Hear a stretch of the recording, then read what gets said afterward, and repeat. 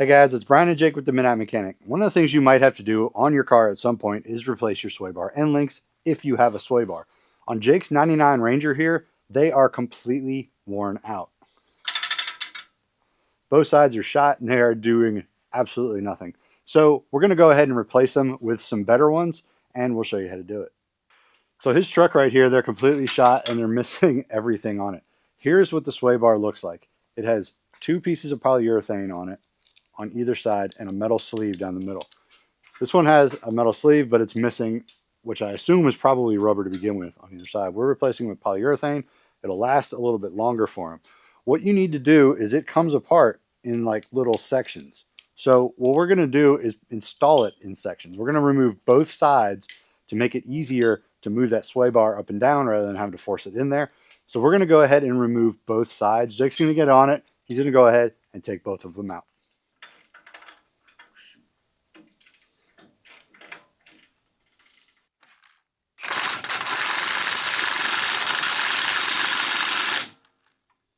You got it.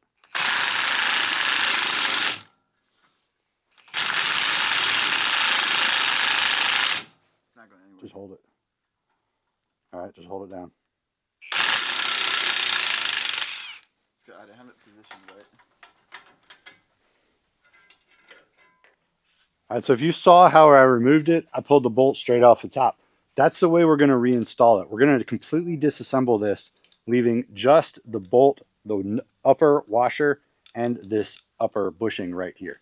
Then we're going to slide it down, and we're just going to install it just like it is here as we go down. Just add the pieces as you go down to it.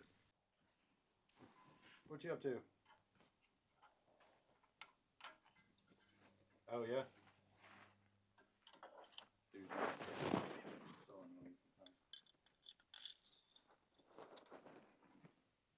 Yeah. Are those ones that are actual stickers, or are they?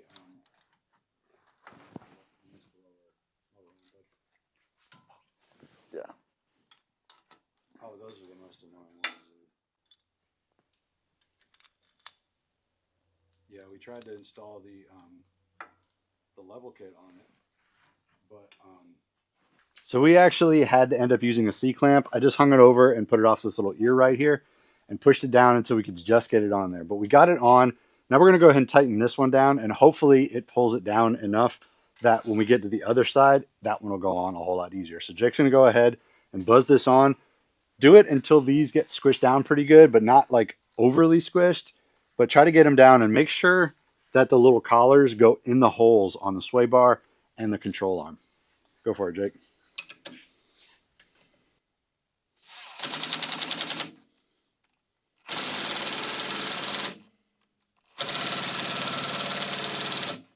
Hit it.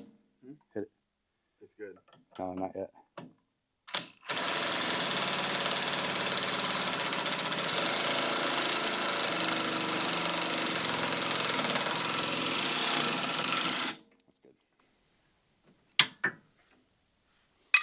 Now we did it so much that it released the tension on this, so I know that that's probably good. And hopefully on the other side, it pulled it down enough that we can go ahead and get that one on easier. So we had to come back and put the C-clamp on this one also. But Jake's going to go ahead and get that in there, and then we can go ahead and tighten it all down.